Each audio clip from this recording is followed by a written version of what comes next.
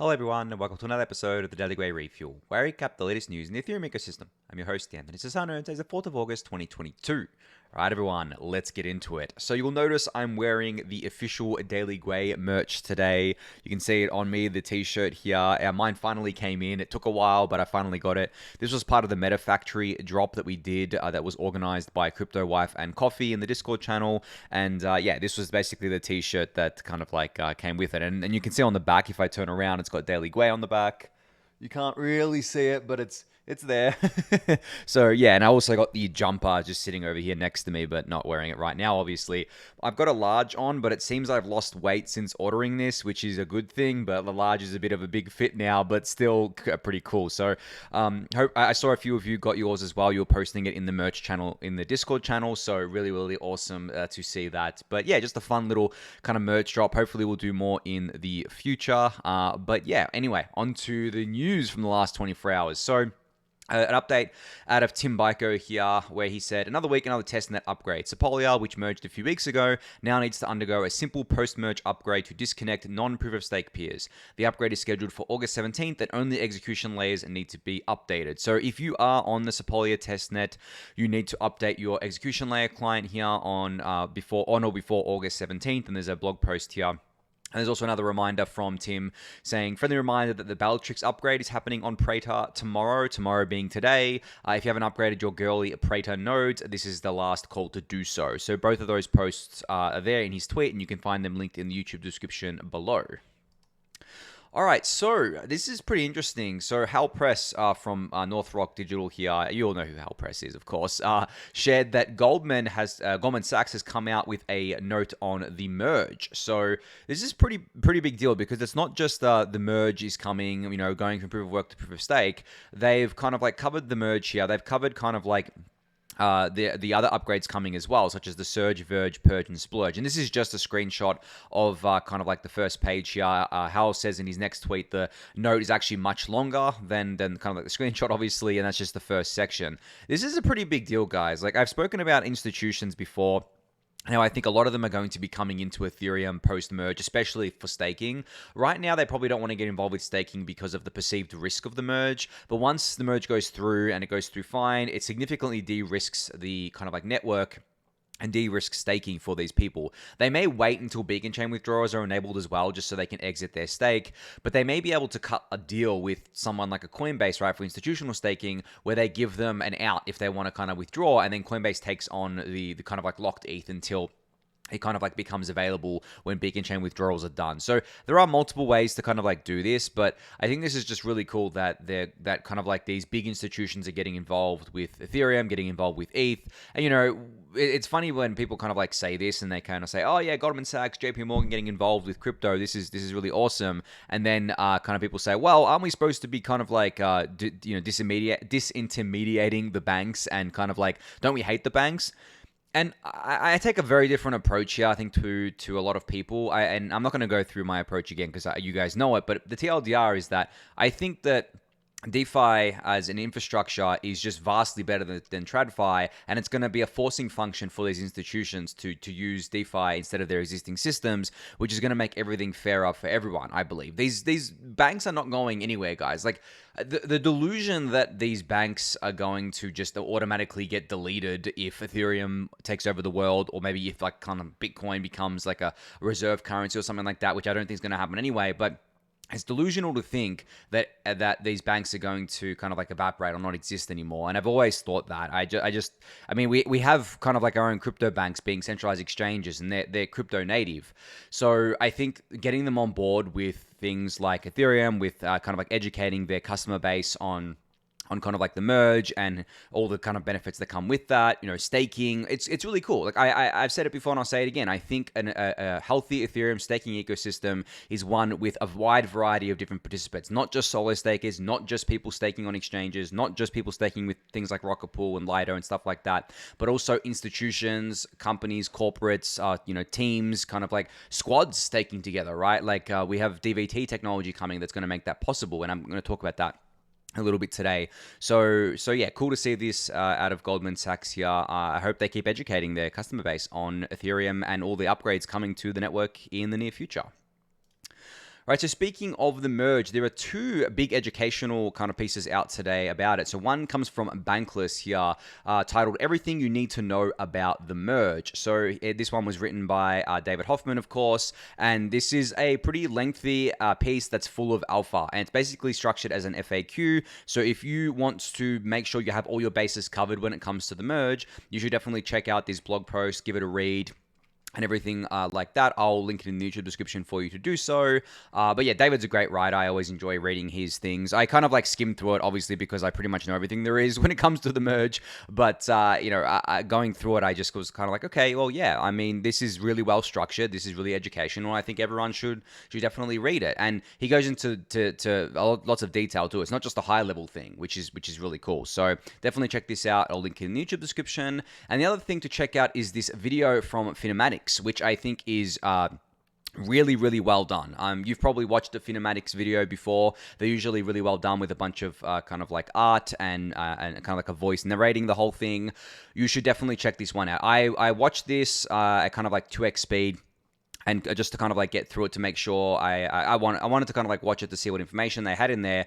They had pretty much like everything that I would want in a merge video, like talking about the merge, talking about kind of like, how it's going to happen, the motivations behind it, client diversity, stuff like that. They actually went into the weeds, which I think is really, really cool. So you can check out this video for yourself. I'll link it in the YouTube description below. It's actually linked here, the full video. There's a teaser on Twitter here, and they also touched on the common misconceptions and like such as kind of like staked ETH becoming unlocked and the merge lowering gas fees and stuff like that, which I thought was very cool because Finmatics has, I think, over 300,000 subscribers on YouTube, so they have a very, very big audience, and they don't just have an Ethereum only audience. They've been doing videos for a wide range of kind of ecosystem things. So definitely check this out. As I said, like even if you're in the weeds of kind of like Ethereum of the merge and you listen to the Daily Gwei and things like that, I think it's still prudent to make sure that you read and consume this other content to make sure you're not missing anything and to just reinforce your knowledge as well. I mean, I've gone through it before, but the way I kind of learn, and I think one of the best ways to learn is repetition, right? Keep hearing the same thing, keep reading the same thing,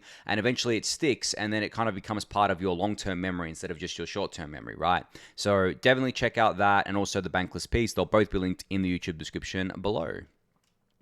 All right, so I said that I would be talking about DVT or Distributed Validator Technology today, and this is an update here from Greg Vardy, the CTO at Nethermind. So this is basically a blog post around kind of I guess like there's the first blog post in part of a series giving a technical rundown on DVT. Now, you'll have heard of DVT before because I have covered it when Obel Network, when I've talked about them, because they've had various upgrades. They're a DVT network, but Nethermind has been working on this as well as part of Synthesis here. So, I mean, if you want to dive into the weeds of DVT itself and how the technology works, you should definitely give this blog post a read. It is technical, obviously, but it is very, very good. I think that this is going to be something post-merge, post-withdrawals that's going to really take off. As I said, you can kind of like set up a staking operation where you can stake with your kind of like squad, where, all of you can run different kind of like validators on different machines, and basically, different kind of like nodes and things, and operate different validators on different machines, and kind of like act as a squad while doing that. So it basically enhances the security, and it's not just for everyday people. It's not just for solo validators and things like that. It's also for institutions, corporates, all that sort of stuff, and it is very cool technology. So definitely give this blog post a read, and it's also got a bunch of references here for further reading too. I'll link this in the YouTube description below. All right, so a couple of things from Vitalik today. He has a new blog post out titled The Different Types of zkEVMs, and this is obviously very timely given that we had so many zkEVMs announced in the last few weeks, their test nets and potential mainnet dates, and it's been the talk of the town since then. I gave this a quick read before. I do want to dive back into it, because I didn't understand it through the first pass through, but it is very well written in typical Vitalik fashion here. He goes through, I think, four main different types of kind of like zkEVMs with like subtypes as well here, which you should definitely kind of read there, but then also talks about the future of zkEVM type. So if you were confused by all the kind of like information being put out by the different teams, there's Polygon, zkSync, Scroll, kind of like MataLab, Starknet, all that sort of stuff there. If you were confused by everything that was kind of like talked about a few weeks ago, you should definitely check out this blog post from Vitalik, as it simplifies things a lot. So I'll link that in the YouTube description as well for you. And the second update here from Vitalik is some theory crafting on how much data space we can save by improving compression on rollups. So you can see here, this is ERC 4337 signature aggregation, which is essential to this here. So you can basically see a technical breakdown of compressing the amount of bytes that it takes for an ERC20 transfer. So you can see the first one, the present day transaction is 188 bytes. This, I believe, is with no compression. Then you have a 0 byte compression, which brings us down to 154 bytes. You go ERC 4337 with aggregation, gets us down to 128 bytes. And then you can do ideal stateless compression, which is 75 bytes, and ideal stateful compression, which is 23 bytes there. And like, if you're not understanding what this is, that's fine. I mean, this is very technical, and you can see all the fields here. This is basically what goes into a transaction. But getting down to 128 bytes with just ERC 4337 is a really big deal, right? Obviously, getting from 188 to 128 is a pretty big reduction there. And then when we go towards more kind of like stateless transactions and compressing those, they're definitely going to get us even further. I mean, like less than kind of like half what it takes today. So this is really cool. Like, as I've said before, guys, rollups are going to be able to keep bringing their costs down regardless of what happens on the layer 1 protocol side. They can do their own compression. They can come up with better compression techniques. They can keep getting those costs down as far as possible to essentially give us the cheapest possible rollup experience even before proto-danksharding gets out there. And proto-danksharding isn't a silver bullet, guys. Like, I've talked about it a lot, and this is ERP 4488. I've talked about it plenty of times. It's still going to be a balancing act where if the rollups take up all the capacity on layer 1, then they're also constrained by their layer 2 capacity as well. So you kind of have to scale at both layers. You can't just rely on one layer and that's it. And that's what I guess like all the layer 2 teams are doing. They're scaling, they're improving their architectures. I spoke about Nitro and Bedrock over the last few days, but they're also getting all the benefits of layer 1 scalability, not just at the core protocol level, which has to kind of go through the EIP process, but also through different kind of like ARC standards like 4337, which Vitalik obviously describes here. So you can check out this graphic. I'll link it in the YouTube description below for you to do so, but this is very, very cool. Obviously, anything that gets us down to the cheapest possible transactions is going to benefit everyone at the end of the day. Like, that's the amazing thing about this. Like, an ERC20 transfer, like, getting the gas cost down on that benefits literally everyone. I'm pretty sure like every single person that has ever interacted with Ethereum would have at least transferred a token once. And the thing is that it's not even kind of like just a token. You can do this for any transaction. Like, you do this for ETH, you do this for a swap, or anything, right? You can get these kind of transactions compressed as much as possible and bring those costs down for end users. All right, so another tweet from Superphiz today where he says, "It's a marvel that we have so many Ethereum clients in development. I'm counting about 9. Lodestar, Nimbus, Teku, Lighthouse, Prism, Aragon, Nethermind, Besu, and Geth. We could survive with 2, but we thrive with 9. How can we support them? Easy, use a minority client." It really is amazing when you think about it, guys. The fact that, I mean, just building one kind of client is a Herculean task to begin with and requires a lot of expertise. We have 9, and they're not 9 of the same client either, right? We have obviously a bunch on the consensus layer, a bunch on the execution layer, and then we have different clients built in different languages. We have different clients optimizing for different things, and there are different people obviously working at each of these organizations, which I find to be just so incredibly unique to Ethereum, because there's really no other ecosystem out there today that prioritizes or that tries to do a multi-client architecture. Bitcoin certainly doesn't. There's really only Bitcoin Core that accounts for 99% of the network, I believe, last time I checked. And I don't believe there's any other networks out there that kind of like encourage client diversity or even attempting to do it. And I think the reason why, I mean, there are multiple reasons why.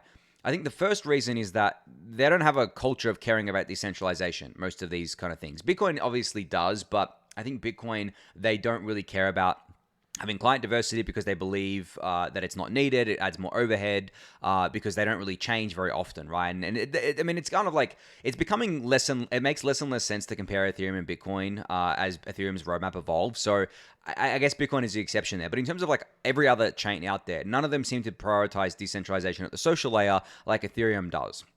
Right? Maybe some of them do in some pockets, but not to the extent Ethereum does, where we kind of prioritize client diversity, right? And secondly, it's a very hard thing to do. Like, Ethereum didn't just get to this position overnight. It took many, many years to get us to here. And we actually lost some along the way, right? We lost the Parity client, which was the next biggest client after Geth. We lost them, I think in 2017, 2018, I guess, is when they started kind of like falling off a bit. And that's, I personally believe that's because Parity, the developers of the Parity client, obviously have Polkadot that they're working on. So they kind of put their efforts towards that. And not only is Ethereum doing client diversity at layer 1, I did mention yesterday that Optimism is also looking at client diversity now too for their rollup, and I'm sure the other rollups are going to follow suit there. So this sort of stuff, as I said, it's hard. It requires a kind of like a social layer or a social culture of caring about decentralization, but it is worth it, because the simplest example I can give as why it's worth it is that if there is a major bug in any of these kind of like clients, you don't have to rely on that client kind of like getting fixed or waiting for that client to get fixed. You could just change to another one, right? And the thing is when it comes to proof of stake, having a major bug in your validator client, for example, could lead to you kind of like potentially getting slashed, right? Or potentially being offline for a long period of time, and then you leak ETH out or something like that. So being able to quickly change over to another client is really good, especially if there's kind of like an attack or anything like that, or there's kind of like a bug that's being exploited actively or anything like that, right? So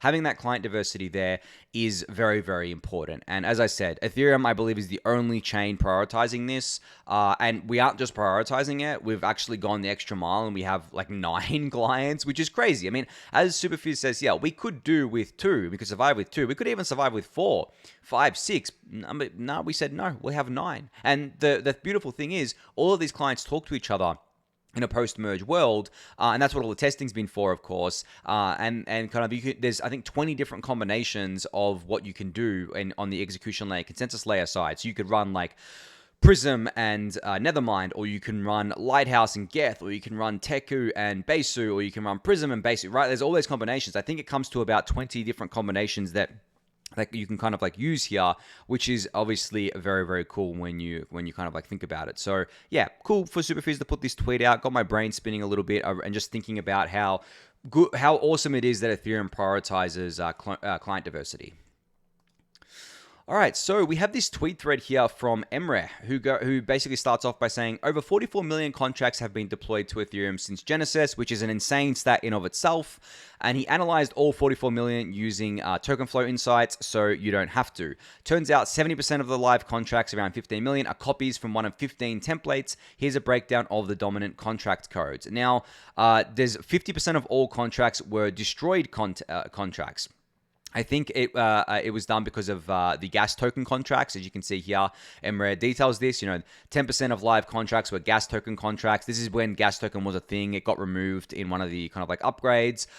There's forwarders, which is about 50% of live contracts. These are contracts deployed by exchanges as something like a PO box for users, give user an address, custody by an exchange, and allows exchange to collect ETH and ERC20 sent to the user. And obviously, this makes a lot of sense because we all use exchanges and all that sorts of stuff.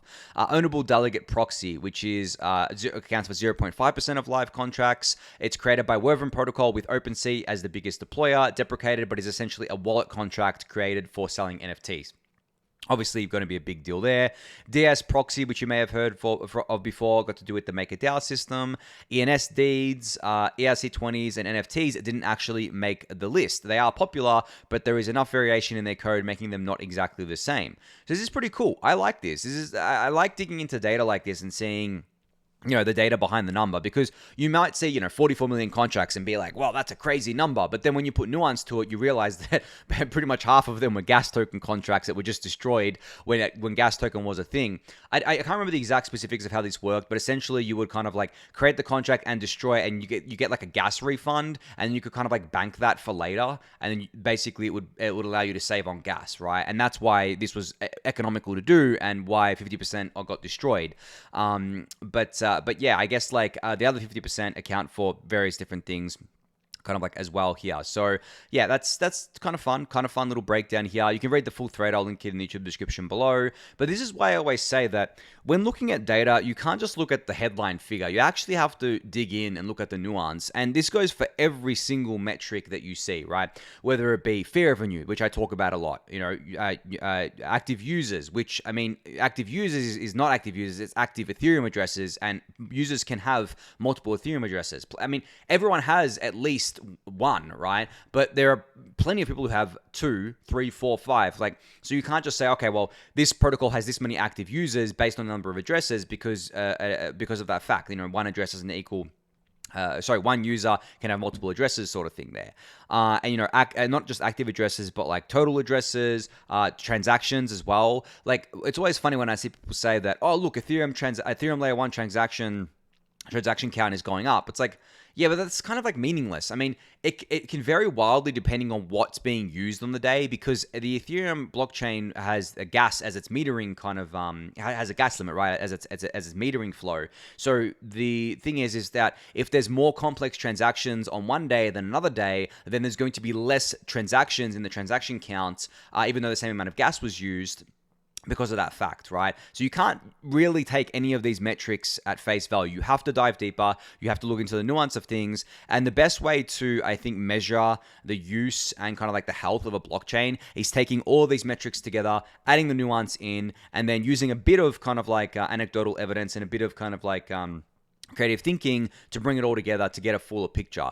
But I have said before, and I still believe it, that fee revenue is probably the best metric out there, and it's probably the one that you have to apply nuance to the least, even though you still have to apply it to it, because of the fact that, if you use fee revenue as a kind of like thing where it's like, okay, you take a 3-month snapshot of fee revenue and it's really high, and then you say, okay, well, this is really bullish, this is going to continue into the future, and it doesn't, well, that's because you annualize 3 months worth of with the fee revenue, which didn't really make any sense. And the perfect example of this is Axie Infinity. Go look at the Axie Infinity fee revenue chart. You can actually go look at it on Token Terminal. It's a website. Just Google it. Look at Axie Infinity.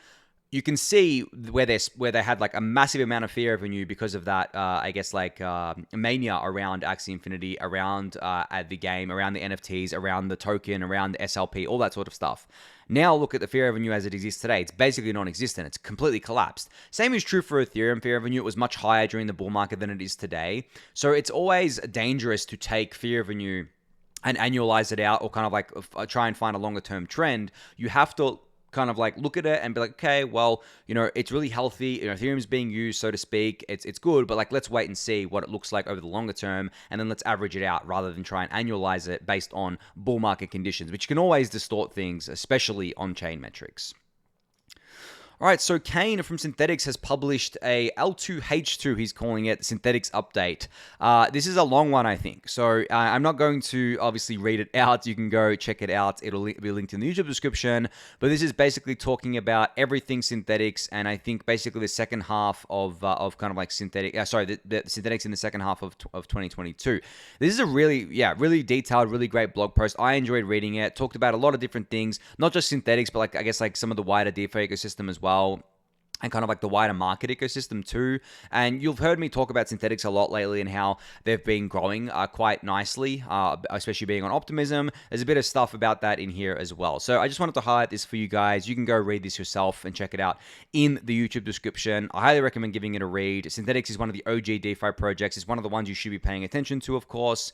So yeah, definitely go check that out.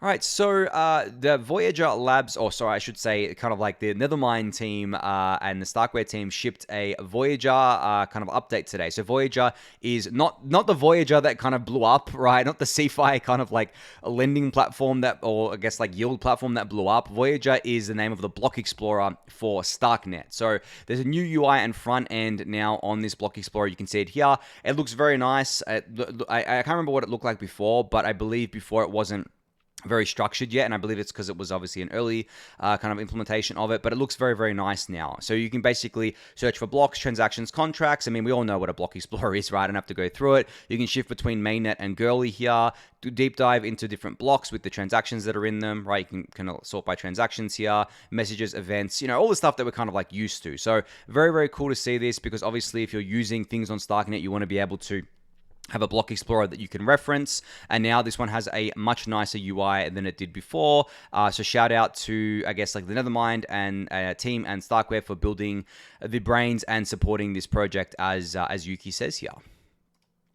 All right, last up here we have OnlyDust, which has now entered beta and it is live on testnet. So you can now explore the best open source contributions, pick a project you like, and start building for the ecosystem. So for those of you who don't know what OnlyDust is, it's a platform that allows you to contribute to the best projects within the Starknet ecosystem and get paid in USDC or equity in those projects. So you can kind of like see here that there's all these projects listed on Starknet. There's only a few here today, but obviously this will keep growing, and you can click on it and basically once you click through, you can contribute to it. You can go to the GitHub, you can connect your wallet, all that good stuff there. It's obviously just running on testnet right now, so it's not on mainnet yet, but I think this is really cool. I think, the funny thing is, I always talk about this when I talk about Starknet, is that like I kind of like feel bad for the amount of like shit I gave them over their token, because they're building such an amazing ecosystem. Like I get the same feeling for Starknet that I do for all the other kind of like layer 2s, like the Polygon ecosystem, Optimism, Arbitrum, and on top of that, Starknet is trying to build something non-EVM kind of like compatible as well. They want to build something totally new, but as a layer 2 on Ethereum. So I think that even if kind of like their token distribution leaves a lot to be desired, I think it's still worth kind of like supporting them and supporting what they're doing, because it is very beneficial to Ethereum. And OnlyDust is definitely one of those projects which you can check out, and I'll kind of like link that in the YouTube description below here. So yeah, I think that's going to be it for today. But before I finish it up, I have a few minutes left. I have another topic that I want to talk about. Always have these topics. I'm thinking about things too much during the day, and I want to kind of like get it out there on the refuel. But basically, I guess like when you kind of like think about the position that we're in right now in terms of like the disconnect between the markets and the tech, and this is something that I've been thinking about actually the past few days, the tech just seems like it's going exponential, right, guys? Like the building just seems like it's getting like a lot quicker, and then people are deploying things a lot more quickly. It feels like we're really entering layer 2 kind of like summer. It feels like not only layer 2s, it feels like the protocol side of things are moving, layer 1 protocol is moving much faster than it has before. The merge is almost upon us, but no one's really paying attention. It's really just the same people that have been in the ecosystem for this year, basically since the bear market really started in earnest, and it feels good. It feels good. It feels like, honestly, feels like 2019/2020 to me again, guys. Like it feels really good to be kind of like seeing all this stuff being deployed and seeing the markets detached from that, because it means there's alpha to be had. It means there's opportunities to be had. It means there's kind of like ways for you to contribute that there wasn't in the bull market. Maybe there was too much noise, right? It means it's quieter. So I'm just thinking about that and thinking about how, and being a bit nostalgic about how I felt the same thing 3 years ago. I mean, in 2019, I got even more involved in Ethereum than I had been the previous 2 years. Obviously got my job at Set, but I also went to a lot of conferences in 2019, a second half 2019, and also I guess like I went to one in April of 2019. And it really just was an amazing feeling being at these conferences and kind of like seeing all the building going on, even though ETH was still down like 90% from its all-time high, right? Didn't kind of like dissuade anyone. Now ETH's performing a lot better than it was back then, and it has a lot better kind of like narrative around it. Same with the kind of like the Ethereum network. So this building just feels even better now. So I don't know. I'm getting giddy. I'm getting really excited, like especially because the merge is almost here. Oofed. Like I wake up every day being like, oh my god, one day closer to the merge, right? It's so close. But yeah, I just wanted to kind of like share that excitement with you guys. Like this is the time. Like if you are new to the ecosystem, this is your first bear market, guys. Time. Dig in. Heels in. Do what you want to do, contribute, maybe make your investments that you want to make and things like that. Obviously, understand the risks, stuff like that. Avoid the leverage, as I always say. But yeah, now is the perfect time to be digging in, because I don't think the markets are going to be detached from the building for very long. It's just, there's too much going on. There's too much value being created that I think that we could get back to the markets kind of like pricing in these sorts of things sooner rather than later. But that's as much kind of like not investment advice as I'm going to give. I'm going to end it there for today. So thank you everyone for listening and watching. Be sure to subscribe to the channel if you haven't yet. Give the video a thumbs up, subscribe to the newsletter, join the Discord channel, and I'll catch you all tomorrow. Thanks everyone.